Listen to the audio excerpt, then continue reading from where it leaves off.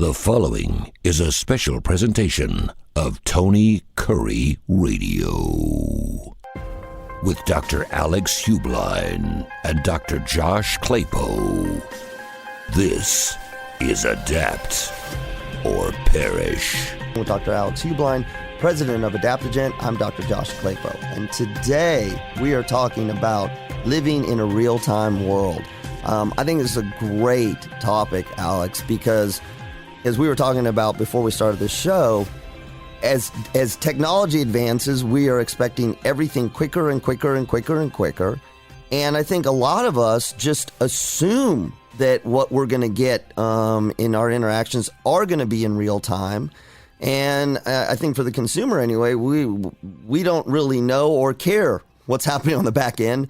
That's our expectation. And I know that in my company, we deal a lot with insurance companies where there is a delay in claims processing. And one of the challenges we ran into with customers and participants in our programs were explaining to them that, frankly, it wasn't our technology that was slowing it down. It was the lag time of the insurance company filing the claim to get to our technology. And so it becomes, like we have said, it's this huge issue of what the consumer expects and then what's going on in the backside. So let's get into it. I know this is something that Adaptigent does. We can start with, let's do this. Start with this whole idea of, as a consumer, we're expecting real time. What does that actually mean on the backside from a technological standpoint? Yeah, it's really interesting. I mean, when you take a look back, I mean, I remember when I was a kid, and even up through, probably college and even after college, very little was real time. It was really before the IT industry had really taken off the way it has today.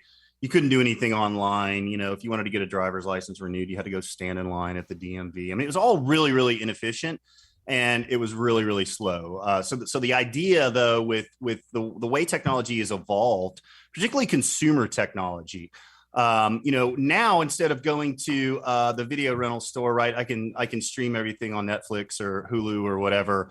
So we've become accustomed as consumers in a lot of different areas of consumption, like media consumption, so on and so forth, the things being available in real time, things being available on demand.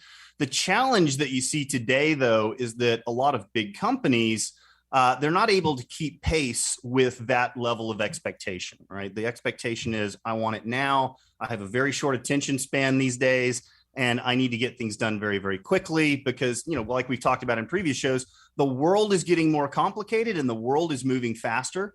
And so the ability to deliver real-time results, real-time information, real-time transactions to consumers out there and to other businesses as well, that's become more and more and more of a topic of discussion, right? But the challenge is that a lot of the systems that a lot of big companies depend on, insurance companies, banks, airlines, whatever, these companies built their systems in an age where real time wasn't expected, right? It wasn't that expectation that things are going to happen in real time.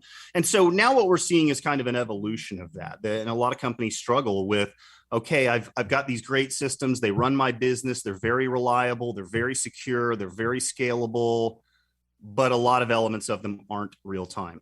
And so a lot of people are struggling with, how do I make that evolve? How do I take these systems, make them evolve into something where I can deliver real-time results to consumers that demand much, much, much faster updates and information, just based on what's happened in the overall consumer world. So help us understand. I mean, again, on the surface, real time means I, as a consumer, interact, and whatever my interaction is, I'm getting back in real time, whatever the transaction is. And again, I think from the consumer standpoint, not only do we assume it, we don't think it's that difficult. Right. Whether it's a call center, whether it's an insurance claim, whether it's a bank, I put my card in, it should be processing. But what is it on the back end that actually sort of has to happen that makes it difficult for these companies that maybe have been around for a long time, doing what they do well, to move from non-real time to real time? Yeah, well, I think a good example of that, like, is just writing a check, which I don't do very often anymore. I have a checkbook. I don't write checks very often.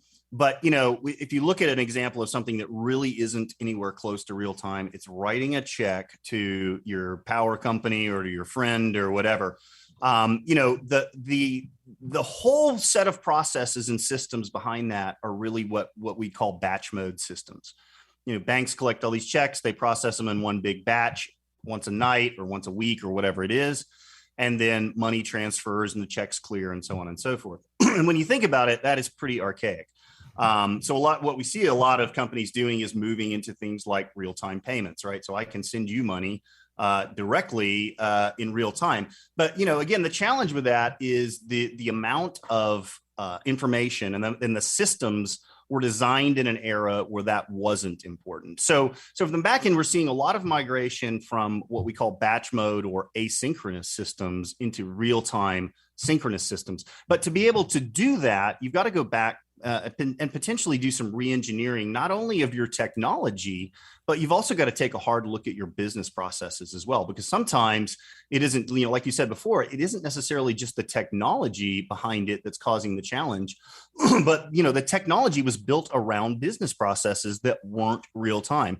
So not only do you have to go in and really take a hard look at the technology and be able to put some things in place, integration technologies that allow you to actually communicate in real time, but you also have to take a look at what are the business processes that are behind this, and how do I need to adapt those business processes so that I can move into more of a real-time world.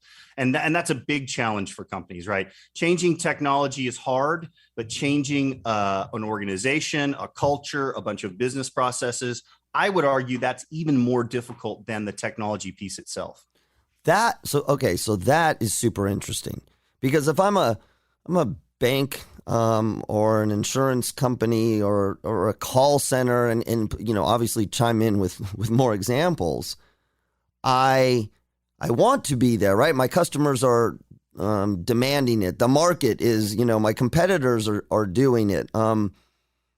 Why wouldn't I, from a business process person part? What would hold me back from just signing up? Of course, let's shift to real time. I mean, what are the inherent business or perceived business risks or culture changes or whatever? It's funny because I'm the psychologist, but that's interesting to me, because I would have never thought that would be a barrier. Oh yeah, huge barrier, right? And when you look at the it goes back to the concept of organizational inertia, right? Mm-hmm. When you're moving in one direction, it's one of those Newtonian physics laws, right? Things that are in motion tend to stay in motion. Things that are at rest tend to stay at rest. And so, once you've got momentum behind the way you do business and the way that you do things, both from a business process standpoint, from a people standpoint, from a technology standpoint, those things are hard to change, right? It's like you're changing the direction of a big container ship, right? Those things don't speed up or slow down very fast. They don't turn on a dime. They take a long time to make the transition. So, one of the big inhibitors that we see to the whole process is cost, right? Being able to go back and spend the money to do a lot of this. Because it requires a lot, right? It's not just about changing the technology, right? That can be very, very costly to change out technology that you've had for a long time. But there's also cultural changes. You've got to go back and retrain your employees. You've got to set the right expectations with them. So a big factor that we see is just the sheer cost of doing it. And then, of course, anytime there's change, there's always some perceived risk. Mm-hmm. And so the question is, how do you de-risk that whole process? How do you get closer and closer to real time without, making radical changes to what you're doing? Because anytime you make really big changes, I don't care what you're doing, there's always an element that it won't work, or it will, more importantly and more commonly, it will break something else. And that's a big fear that we see with a lot of the big companies that we work with is, they know they have to do this, but they look at the cost, they look at the benefits of it, they look at the scope of what they're doing. And sometimes this doesn't make it to the top of the priority list for some customers. If you look at insurance companies, for instance, claims processing is a huge factor. Mm-hmm. And some insurance companies are doing it really, really well. Just in the last few years, we've seen this move towards almost self-done claims, right? Like, for instance, I had a big water leak in my house last year and flooded the basement, so on and so forth. And, the really interesting part of it was we were able to do the vast majority of the claims process through our mobile phones. Yes. We took pictures of the damage, sent them off via their app. It was just a great experience. I mean, it was really, really amazing how quickly that happened. Now, to use a counterexample to that, I have one of those home warranty kind of insurance, right? Where if your refrigerator breaks or whatever, they'll come out and fix it. Now, I've got a standalone ice maker because I have an old refrigerator and it doesn't have an ice maker built into it. That thing is broken, and it's been broken for 5 months. And the claims process around that has been a nightmare. None of it is online. They send a technician out, they look at it, they say, oh, we've got to order the parts. Well, the parts aren't in. So I've literally been buying bags of ice for my ice maker for 4 or 5 months now and dumping them in, right? So there's this, there's a lot that you can do. There's companies that are really out on the leading edge of this, and they've put the systems and they've put the processes into place to deliver those real-time results. And there's companies that are still on that journey. But I think the important thing as well, delivering real-time results can also be much, much more efficient in the long run. So yeah, you have to make some investments up front in the technology, in the retraining of people, changing your business processes. But at the end of the day, it can be much, much more efficient and much, much less costly for an insurance company, for instance, to process a claim than it was when they had to send out an adjuster every single time and they had to schedule that and so on and so forth. This real-time notion isn't just about being consumer friendly or business to business friendly. It's also about improving the process efficiency of your existing processes. And it's a great time to go back and look at those processes and say, you know what, not only do we need to look at the technology, but we need to re-engineer some of this as well so that we get a more streamlined process, so on and so forth. So I'll give you a really good example of that. We worked with a big insurance company that in their call center. And, people would call into their call center and let's say you got married and you wanted to change your last name. That was a painful process for a consumer because the person on the other end of the line, the customer service rep, had to go in and make that change in about a dozen different places, which is crazy when you think about it, right? So they had that person on hold, on the phone or whatever, going through, typing in the same exact information in a dozen different systems, a dozen different screens. So really, it's really frustrating for the customer, but also really, really inefficient from a customer call center agent perspective. These people were having to spend 20 or 30 minutes on the phone with the consumer. But it was also very error prone, right? You have to type the same information into 12 different screens. Guess how often you're going to mess that up, right? You're going to fat finger one of the keys, and then you're going to be like, oh man, I messed it up. So the systems don't connect. So it's really, really inefficient for them to do it. So they came in, we built some process automation technology for them, implemented some of our products. And now instead of taking 30 minutes, they can make the change one time. And they can make that change in about 30 seconds. And so that's huge for the consumer. It's huge for the company because those customer call center agents can go talk and service other customers. And it also reduces the amount of errors involved. So it's a win-win-win type of scenario. I think the trick is figuring out how do you implement the right type of technology to give you those business results. Talk a little bit about risk, because I know that there's perceived risk. But I was thinking in particular, banking, health, but particularly banking, but health as well. That this idea that when there's lag time, there's opportunity for something to be checked or double checked or evaluated when something's happening in real time. One wrong push of the button, and I mean, is there a reality to that? By speeding things up to be real time. Do we potentially insert more risk for minor errors or minor mishaps because things are transacting so quickly, or is it exactly the opposite, to use the example you just did, because we only have to put the name in once? No, I think it's very dependent on the circumstance and the industry, but let's take banking, for example. there can be a huge amount of risk in moving to real time and moving to technologies like that if you implement them in the wrong way. Okay. If you do it right, you can do it very, very effectively. You do it wrong, it can cost you a lot of money. So there was a news article, I think it was earlier this year, maybe late last year. It was a bank, I think up in New York. They sent a loan amount to I think it was a retailer, and they were supposed to send them $40 million, I think, and they ended up sending them like one extra zero. So they ended up sending them like $400 million. And so, the bank said, whoops, we messed up. Can we have the 360 extra million that we sent to you back? And the retailer said no.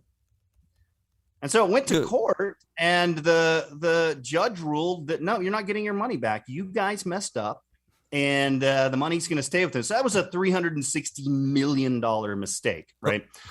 So this idea of moving to real time certainly has risks, and it certainly has challenges to it. But I think it's really all about thinking it through, making sure you've got the right people and the right processes in place, and then you've got the right technology to, as you say, go do those checks automatically, right? So instead of having a human go do a check like that, you build in intelligence into your business process automation flows, your integration workflows, so that you're doing those double checks, or triple checks, but you're doing them in a way where they're automated. And I think that's really critical. So, for instance, we worked with a bank in France that wanted to do real-time payments, and our product was able to accomplish that. Their core banking system is on an IBM mainframe, and they were able to call out to a real-time payment clearinghouse, outside of the organization. And because we generate all the code that's already been tested, it's been tested for years. They were able to go from proof of concept to production on real-time payments, moving real money around that they can't get back if they mess it up. They were able to do that in under 2 months. So I think there's a big trend right now towards, trying to take as much of the human error element out of these types of things. So you really can move to real time. You can do it safely, but you've got to have the right processes, and you've got to have the right technology foundation to help you mitigate any risks that you may have. Do you have any thoughts about, and again, so the wave is to real time, right? The consumer's focused on, I want everything in real time, or at the very least, and I've seen this, I don't want to have to wait a long time. I think your outsourced insurance company situation or extended warranty is a great example. I'm in the same boat because it is this sort of, you call one number, they're processing it, they're sending a technician out, and everybody's got technology. The technician's got a handheld thing that he or she is using to process it, but then they got to order a part. The part is everything that you just described. But are there industries where, for whatever reason, and you educate me on this, we shouldn't be in real time? We don't need to be in real time? It's a nice to have, but it's not a must to have. What are your thoughts about that? Yeah, I think it's less sort of industry focused and more sort of business process focused. I mean, I think there's some business processes that make a ton of sense to automate and to move into a real-time environment. But there are some, frankly, that, it just isn't nearly as important to the consumers or the users of those systems and those companies to do things in real time. Lots of really good examples of areas that organizations can do things in real time. But yeah, for sure. I think there are examples where you probably want to go a little bit slower. And a lot of times there are also, to your point, there are regulatory requirements that slow everything down, right?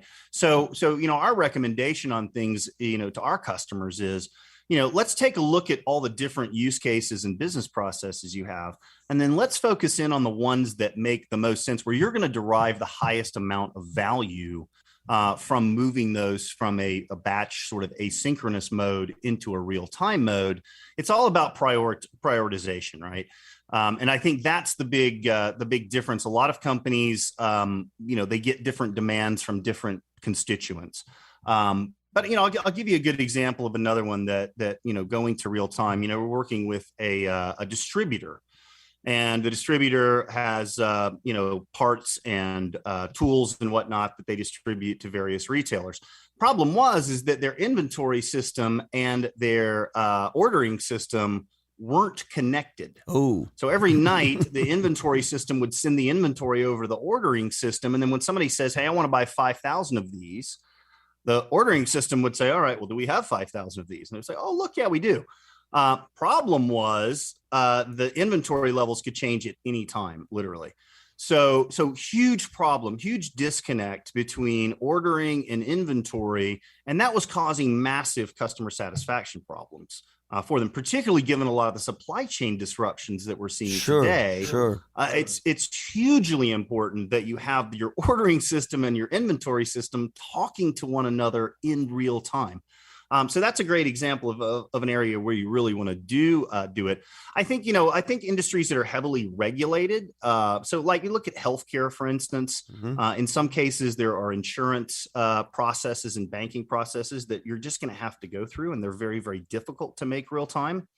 But I find that those are really the exception. I mean, I would say those represent 10% of the use cases. The other 90% of the use cases that we see are things that make a lot of sense to move to real time. But the trick is, how do I put them in the right order, in the right order of priority, so that I'm getting the biggest return on my investment, and I'm also increasing my levels of customer satisfaction in the process. And so that's a process everyone needs to go through. Let me throw one at you that, and this is what I love about the show. I'm going to just throw stuff at you. I know you're an expert, and if you don't know about the details of it, we'll go to something else. But, a lot of us have seen the documentary about Walmart and their sort of ability to know that in any given place in the country, if I'm buying a pair of shoes at one store, there, in this documentary, we're showing that it's being tracked all the way back to the supply center, down to up to central command, and literally they can tell that that I've bought this shoe in this store in this town. But when I think about Walmart's been around for a long, long time. It's not a brand new chain. I don't know if you have any detailed information about that, but even if it was hypothetical, how does a company like a Walmart go from, before this technology existed to now the technology exists? How does a company like that become that sophisticated in their distribution of products? And let me throw in one more part, sorry. And then Walmart getting involved with the whole mail order, online purchasing, in addition to everything in their store. How does a company that's big, it's been around for that long of a time, move from what I would assume at some point were legacy older systems that weren't capable of doing this to what we see now? Yeah, Walmart's a really neat example, right? When you look at it, you're right. The company's been around for a long, long time. They had very, very clear ways of doing things. They went in and tried to compete on price with everyone. And, what's interesting about Walmart is, they were one of the exceptions in the retail industry that were really able to be what we call a fast follower. They weren't the original innovator of things like, e-commerce and sort of real-time purchasing. But they followed along, I think, very nicely as they saw Amazon and other organizations coming up that had the potential to really take a lot of business away from them. They moved very rapidly. And I think they were able to do so because they're a big company, which sometimes can be a challenge, but you've also got the resources to be able to throw at a problem like that, right? You've got a lot of money you can throw at a problem like real-time tracking, real-time processing. That's going to give you a lot of advantages out there in the marketplace, right? But they weren't sort of the original innovator. They didn't sort of make that market, but they were able to follow along fairly quickly. Whereas a lot of retailers really had a problem there. And I think Walmart's focus on, they have a meticulous focus on their supply chain, on inventory levels, on, looking at what their consumers are doing. A lot of those processes existed before a lot of the new technology came into place. So I think they were in a unique position, right? They had a huge amount of brick and mortar stores, which are great because if you order something online, you can return it to the brick and mortar store. That's a nice advantage that they have. They had a great brand out there in the marketplace, and they had the business processes and that kind of culture of thinking about doing things as quickly as possible, doing things in real time. So I suspect the technology transition was pretty difficult, But having that kind of culture and that laser focus on making sure that we're getting the right things to the right people at the right time at the lowest cost, that was already embodied in their culture. And I think that cultural element, again, sometimes can be the biggest inhibitor to doing things like moving to real time, these big changes. It's all about your cultural perspective on things rather than just purely the technology. So, okay, so we got a company like Adaptigent. This is in part what you do. Help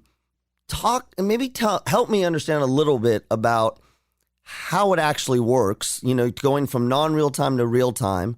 And also to your point around the Walmart part, the potential client who says, I think I need to do this, or it would be nice to do this, but I don't know what I'm about to get into.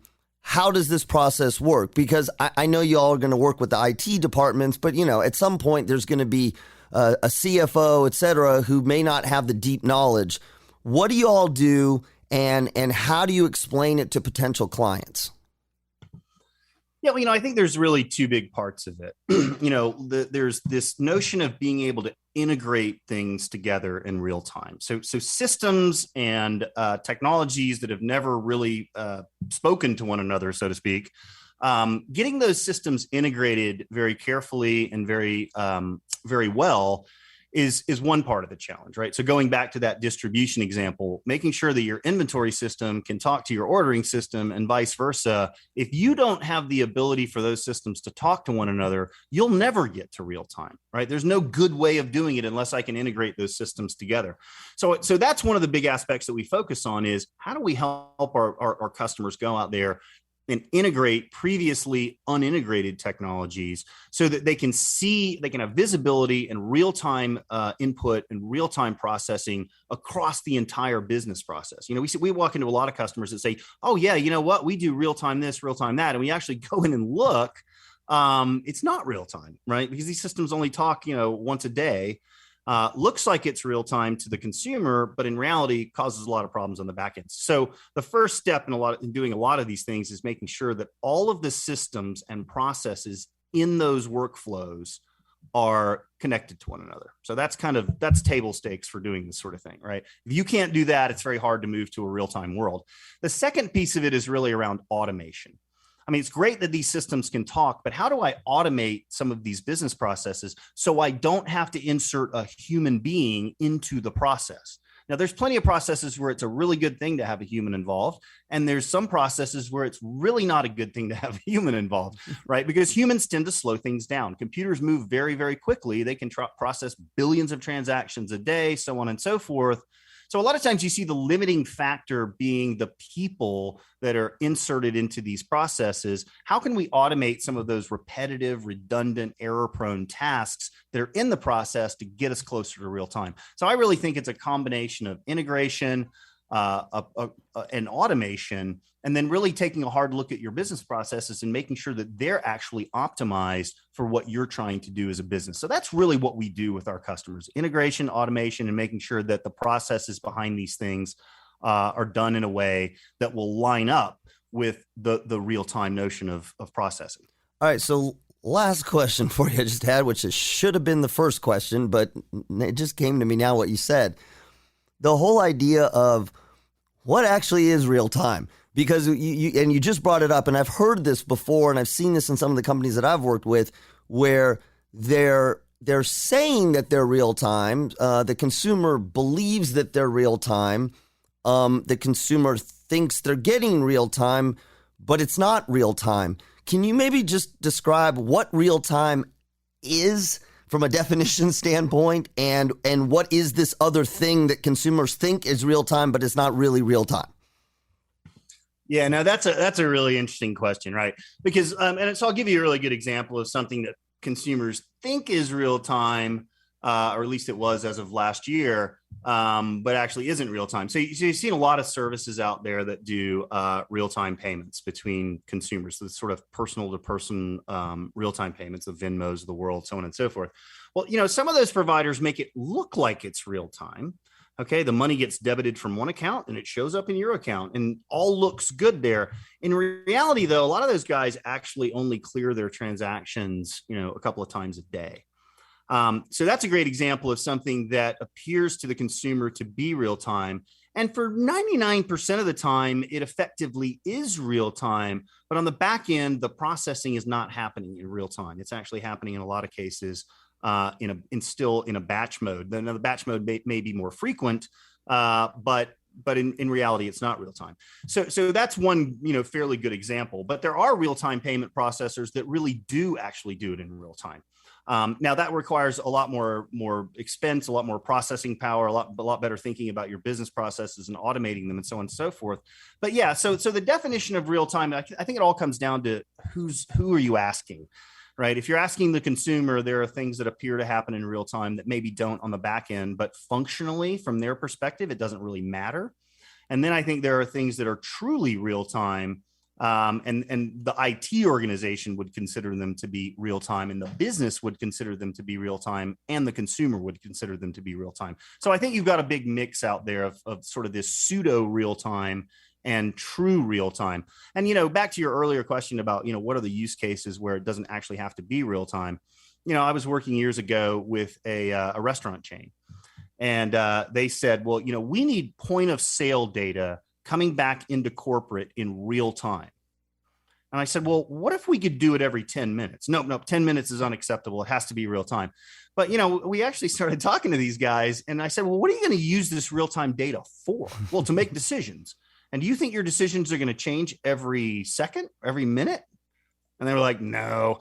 So there are use cases where even the business thinks it needs to be real time, but in reality, it doesn't, right? You can do close to real time and still achieve the same business objectives that you would with true real time, and you can do it at a much lower cost. So it's really all about looking at those specific processes, making good decisions, and then determining the level of whatever you want to call it, real timeness that you need to accomplish your goals.